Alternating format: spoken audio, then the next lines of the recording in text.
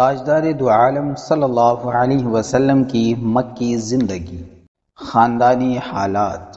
حضور اقدس صلی اللہ علیہ وسلم کا نسب شریف والد ماجد کی طرف سے یہ ہے: حضرت محمد صلی اللہ علیہ وسلم بن عبداللہ بن عبد المطلب بن ہاشم بن عبد مناف بن قصی بن کلاب بن مرہ بن کعب بن لوئی بن غالب بن فہر بن مالک بن نضر بن کنانہ بن خزیمہ بن مدرکہ بن الیاس بن مضر بن نزار بن معد بن عدنان، اور والدہ ماجدہ کی طرف سے حضور صلی اللہ علیہ وسلم کا شجر نسب یہ ہے: حضرت محمد صلی اللہ علیہ وسلم بن آمنہ بنت وہب بن عبد مناف بن زہرہ بن کلاب بن مرہ۔ حضور علیہ السلام کے والدین کا نسب نامہ کلاب بن مرہ پر مل جاتا ہے، اور آگے چل کر دونوں کا سلسلہ ایک ہو جاتا ہے۔ عدنان تک آپ کا نسب نامہ صحیح سندوں کے ساتھ باتفاق مورخین ثابت ہے۔ اس کے بعد کے ناموں میں بہت کچھ اختلاف ہے، اور حضور صلی اللہ علیہ وسلم جب بھی اپنا نسب نامہ بیان فرماتے تھے تو عدنان ہی تک ذکر فرماتے تھے، مگر اس بات پر تمام مورخین کا اتفاق ہے کہ عدنان حضرت اسماعیل علیہ السلام کی اولاد میں سے ہیں، اور حضرت اسماعیل علیہ السلام حضرت ابراہیم خلیل اللہ علیہ السلام کے فرزند ارجمند ہیں۔ خاندانی شرافت۔ حضور اکرم صلی اللہ علیہ وسلم کا خاندان و نسب نجابت و شرافت میں تمام دنیا کے خاندانوں سے اشرف و اعلیٰ ہے، اور یہ وہ حقیقت ہے کہ آپ کے بدترین دشمن کفار مکہ بھی کبھی اس کا انکار نہ کر سکے۔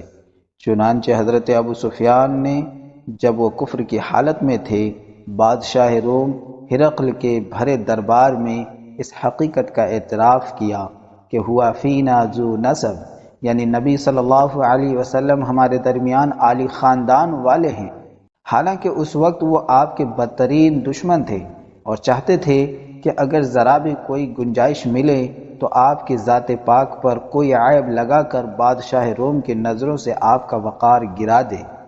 مسلم شریف کی روایت ہے، حضور اکرم صلی اللہ علیہ وسلم نے فرمایا: اللہ تعالیٰ نے حضرت اسماعیل علیہ السلام کی اولاد میں سے کنانہ کو برگزیدہ بنایا، اور کنانہ میں سے قریش کو چنا، اور قریش میں سے بنی ہاشم کو منتخب فرمایا، اور بنی ہاشم میں مجھ کو چن لیا۔ قریش۔ حضور اقدس صلی اللہ علیہ وسلم کے خاندان نبوت میں سبھی حضرات اپنی خصوصیات کی وجہ سے بڑے نامی گرامی ہیں، مگر چند ہستیاں ایسی ہیں جو آسمان فضل و کمال پر چاند تارے بن کر چمکے۔ ان باکمالوں میں سے فہر بن مالک بھی ہے۔ ان کا لقب قریش ہے، اور ان کی اولاد قریشی یا قریش کہلاتی ہے۔ فہر بن مالک قریش اس لیے کہلاتے ہیں کہ قریش ایک سمندری جانور کا نام ہے جو بہت ہی طاقتور ہوتا ہے اور سمندری جانوروں کو کھا ڈالتا ہے۔ یہ تمام جانوروں پر ہمیشہ غالب ہی رہتا ہے، کبھی مغلوب نہیں ہوتا۔ چونکہ فہر بن مالک اپنی شجاعت اور خداداد طاقت کی بنا پر تمام قبائل عرب پر غالب تھے، اس لیے تمام اہل عرب ان کو قریش کے لقب سے پکارنے لگے۔ حضور صلی اللہ علیہ وسلم کے ماں باپ دونوں کا سلسلہ نسب فہر بن مالک سے ملتا ہے، اس لیے حضور اکرم صلی اللہ علیہ وسلم ماں باپ دونوں کی طرف سے قریشی ہیں۔ ہاشم۔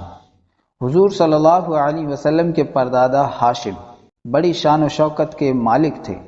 ان کا اصلی نام عمر تھا۔ انتہائی بہادر، بے حد سخی اور اعلیٰ درجے کے مہمان نواز تھے۔ ایک سال عرب میں بہت سخت قحط پڑ گیا اور لوگ دانے دانے کو محتاج ہو گئے، تو یہ ملک شام سے خشک روٹیاں خرید کر حج کے دنوں میں مکہ پہنچے، اور روٹیوں کا چورا کر کے اونٹ کے گوشت کے شوربے میں سرید بنا کر تمام حاجیوں کو خوب پیٹ بھر کر کھلایا۔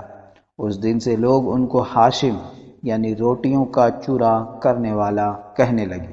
چونکہ یہ عبد مناف کے سب لڑکوں میں بڑے اور باصلاحیت تھے، اس لیے عبد مناف کے بعد کعبہ کے متولی اور سجادہ نشین ہوئے۔ بہت حسین و خوبصورت اور وجیح تھے۔ جب سن شعور کو پہنچے تو ان کی شادی مدینہ میں قبیلہ خزرج کے ایک سردار عامر کی صاحبزادی سے ہوئی جن کا نام سلمہ تھا، اور ان کے صاحبزادے عبد المطلب مدینہ ہی میں پیدا ہوئے۔ چونکہ ہاشم 25 سال کی عمر پا کر ملک شام کے راستے میں بمقام غزہ انتقال کر گئے، اس لیے عبد المطلب مدینہ ہی میں اپنے نانا کے گھر پلے بڑھے، اور جب 7 یا 8 سال کے ہو گئے تو مکہ آ کر اپنے خاندان والوں کے ساتھ رہنے لگے۔ عبد المطلب حضور اقدس صلی اللہ علیہ وسلم کے دادا عبد المطلب کا اصلی نام شیبہ ہے۔ یہ بڑے ہی نیک نفس اور عابد و زاہد تھے۔ غار حرا میں کھانا پانی ساتھ لے کر جاتے اور کئی دنوں تک لگاتار خدا کی عبادت میں مصروف رہتے۔ رمضان شریف کے مہینے میں اکثر غار حرا میں اعتکاف کرتے تھے اور خدا کے دھیان میں گوشہ نشین رہا کرتے تھے۔ رسول اللہ صلی اللہ علیہ وسلم کا نور نبوت ان کی پیشانی میں چمکتا تھا اور ان کے بدن سے مشک کی خوشبو آتی تھی۔ اہل عرب خصوصاً قریش کو ان سے بڑی عقیدت تھی۔ مکہ والوں پر جب کوئی مصیبت آتی یا قحط پڑ جاتا تو لوگ عبد المطلب کو ساتھ لے کر پہاڑ پر چڑھ جاتے اور بارگاہ خداوندی میں ان کو وسیلہ بنا کر دعا مانگتے تھے تو دعا مقبول ہو جاتی تھی۔ یہ لڑکیوں کو زندہ درگور کرنے سے لوگوں کو بڑی سختی کے ساتھ روکتے تھے اور چور کا ہاتھ کاٹ ڈالتے تھے۔ اپنے دسترخوان سے پرندوں کو بھی کھلایا کرتے تھے، اس لیے ان کا لقب مطعم الطیر، پرندوں کو کھلانے والا ہے۔ شراب اور زنا کو حرام جانتے تھے اور عقیدے کے لحاظ سے موحد تھے۔ زمزم شریف کا کنواں جو بالکل پٹ گیا تھا، آپ ہی نے اس کو نئے سرے سے کھدوا کر درست کیا اور لوگوں کو آب زمزم سے سیراب کیا۔ آپ بھی کعبہ کے متولی اور سجادہ نشین ہوئے۔ اصحاب فیل کا واقعہ آپ ہی کے وقت میں پیش آیا۔ 120 برس کی عمر میں آپ کی وفات ہوئی۔ اصحاب فیل کا واقعہ حضور اکرم صلی اللہ علیہ وسلم کی پیدائش سے صرف 55 دن پہلے یمن کا بادشاہ ابرہہ ہاتھیوں کی فوج لے کر کعبہ ڈھانے کے لیے مکہ پر حملہ آور ہوا تھا۔ اس کا سبب یہ تھا کہ ابرہہ نے یمن کے دارالسلطنت صنعاء میں ایک بہت ہی شاندار عالی شان گرجا گھر بنایا اور یہ کوشش کرنے لگا کہ عرب کے لوگ بجائے خانہ کعبہ کے یمن آ کر اس گرجا گھر کا حج کیا کریں۔ جب مکہ والوں کو یہ معلوم ہوا تو قبیلہ کنانہ کا ایک شخص غیظ و غضب میں جل بھن کر یمن گیا اور وہاں کے گرجا گھر میں پاخانہ کر کے اس کو نجاست سے لت پت کر دیا۔ جب ابرہہ نے یہ واقعہ سنا تو وہ طیش میں آپے سے باہر ہو گیا اور خانہ کعبہ کو ڈھانے کے لیے ہاتھیوں کی فوج لے کر مکہ پر حملہ کر دیا، اور اس کی فوج کے اگلے دستے نے مکہ والوں کے تمام اونٹوں اور دوسرے مویشیوں کو چھین لیا۔ اس میں 200 یا 400 اونٹ عبد المطلب کے تھے۔